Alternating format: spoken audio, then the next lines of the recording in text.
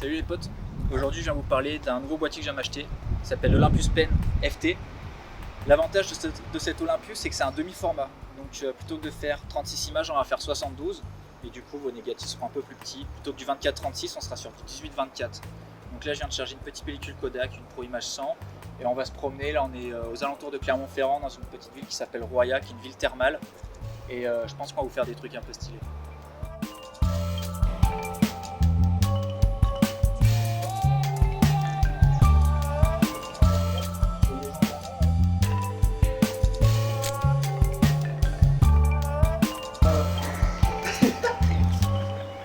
Regarde le soleil peut-être. Ouais.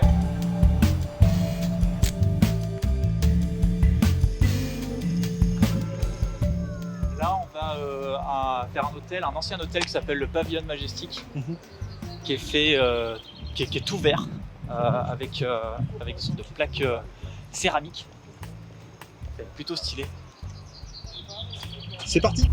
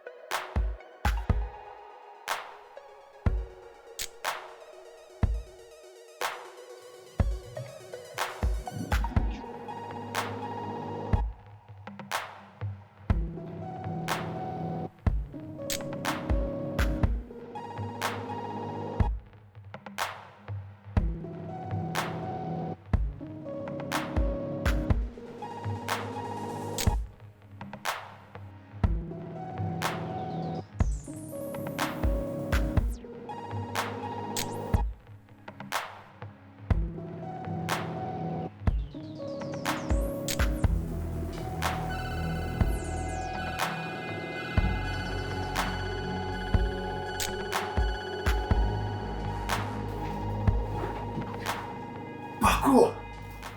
On se retrouve pour faire un petit débrief de l'Olympus Pen FT.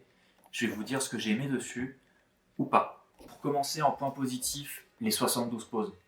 En termes d'expérience de prise de vue, c'est quand même vachement intéressant. On est moins limité que sur du 36, on a moins peur de se planter. Donc c'est vraiment cool, ça change vraiment. Pour ceux qui viennent du numérique, ce boîtier peut être une bonne solution et une bonne alternative aux pellicules 36 poses, parce que du coup, malgré les 36 poses, on peut faire 72 images. Et c'est vrai qu'on a moins l'impression de se planter, on va peut-être essayer plus de trucs et prendre plus de risques. Donc je trouve que c'est vraiment intéressant. En autre point positif, ce que j'ai noté, c'est la taille du boîtier. Très petit. L'ergonomie est plutôt bonne. Avec une dragonne, ça se promène vraiment facilement. Je vous montre. On peut le rentrer dans le creux de la main comme ça et puis partir avec. Donc c'est vraiment cool. J'ai vraiment bien aimé me trimballer ce boîtier. Un autre point surprenant et qui est vraiment un point négatif, c'est la clarté du viseur. J'ai l'habitude de shooter avec du télémétrique et c'est vrai que ça fait longtemps que je n'ai pas fait du réflexe à part sur mon moyen format et c'est vrai que j'ai tendance à galérer parfois à faire ma mise au point. Et pour le coup là c'était vraiment intuitif, je m'en suis vraiment bien sorti alors que je pensais que j'allais galérer ma race mais pas du tout en fait. Donc c'était vraiment un bon point positif pour ce coup là. Il faut noter aussi que les objectifs sont interchangeables. Il faut savoir qu'ils ont une grosse quinzaine d'objectifs qu'on peut monter sur ce boîtier qu'ils ont sorti avec, dont notamment un surprenant 800 mm. Donc un bazar comme ça, qui est monté sur ce tout petit boîtier. C'est un F8, puis il faut le trouver. Hein. J'ai essayé de faire 2-3 recherches, je l'ai pas vraiment vu. Mais voilà, on peut acheter des optiques, un 800 mm qui fait la taille d'un 70-200 quasiment en numérique. Et ils ont aussi par exemple un 35 mm qui fait à peine 2 cm d'épaisseur. Et celui-là est d'ailleurs très recherché parce que c'est vrai qu'il est très compact. Et avec ce boîtier-là, vous pouvez vraiment le rentrer dans la poche. Donc c'est quand même vachement intéressant. Qu'est-ce que je peux vous dire d'autre en point positif? Le bruit. Il est relativement silencieux et c'est vrai que quand on fait de la prise de vue, notamment dans la rue, pour pas trop gêner les gens, c'est quand même important d'avoir un boîtier qui fait pas trop de bruit pour pas les déranger. Et puis nous aussi, on sera peut-être un peu moins timide, ouais.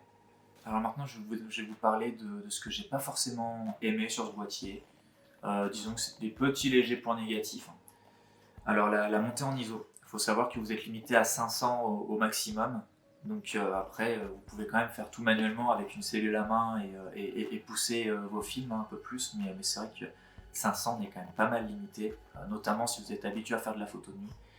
Et pour la photo de nuit, je pense qu'il faut oublier ou alors avoir une cellule à main parce que la cellule que vous avez dans le viseur n'est pas visible. Elle est là que si vous avez une source de lumière, c'est vrai que c'est vite complicado quand vous êtes dans le noir.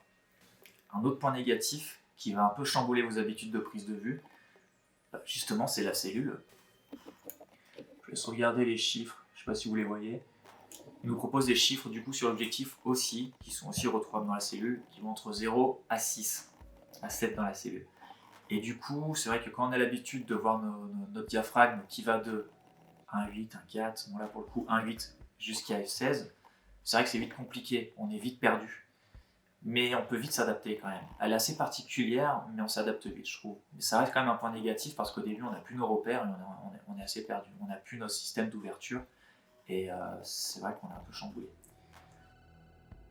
C'est à peu près tout ce que je pouvais vous dire sur cette vidéo et sur ce boîtier. J'espère que ça vous a plu. Si c'est le cas, n'hésitez pas à mettre un petit pouce, ça fait quand même vachement plaisir. Et si vous avez des recommandations ou des commentaires ou autres, l'espace juste en dessous est fait pour, donc faites-vous plaisir, je me ferai un plaisir de vous lire et de vous répondre. Et en attendant, on se retrouve bientôt. Allez, à plus.